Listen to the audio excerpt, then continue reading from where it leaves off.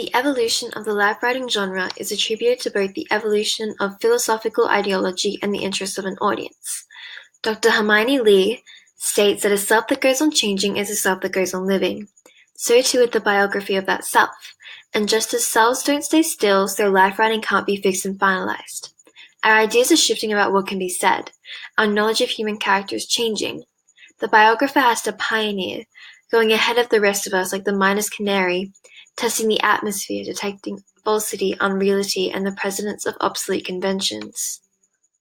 This is true to an extent, as the genre must evolve to suit its context and audience, but experimentation within the genre is often a result of the development of new critical theories such as postmodernism, or new modes such as documentary.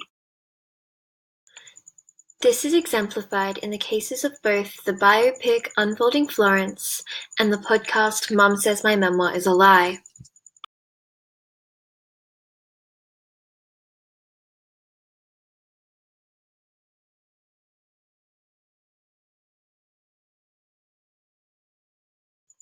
A genre must evolve to remain relevant to its audience and context.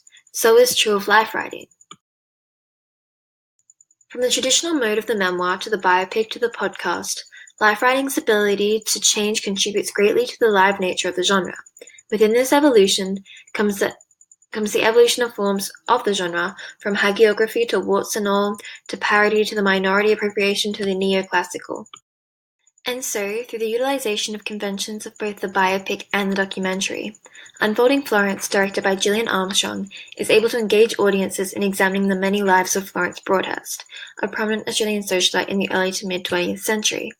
An example of this genre hybridity in practice comes at the very beginning of the film.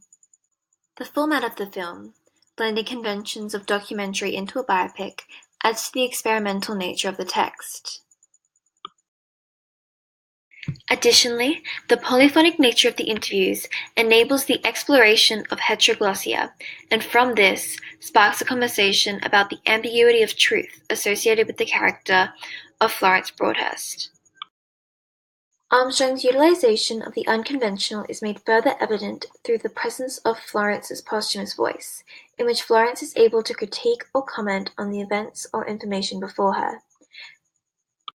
This experimentation within the genre allows for Armstrong to become somewhat of a pioneer, exploring the limitations of truth and perspective through the conventions of both.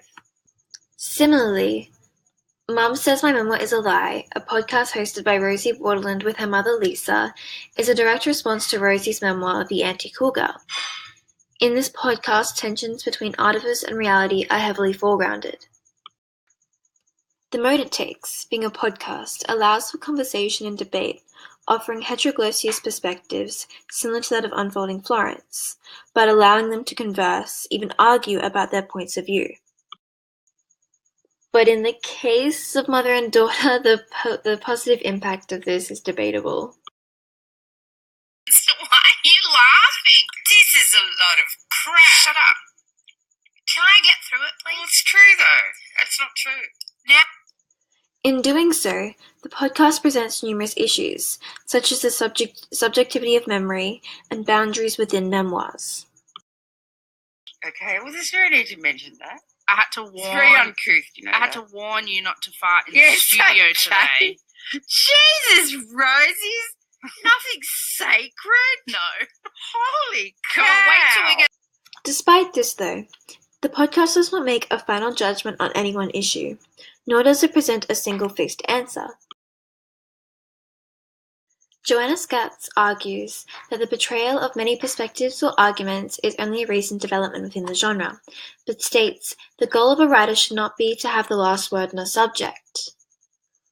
Waterland, in creating the podcast, opens up a discussion that transcends their immediate context in demonstrating issues around a singular perspective and further questioning ideas of truth associated with the genre of life writing. Created using Powtoon.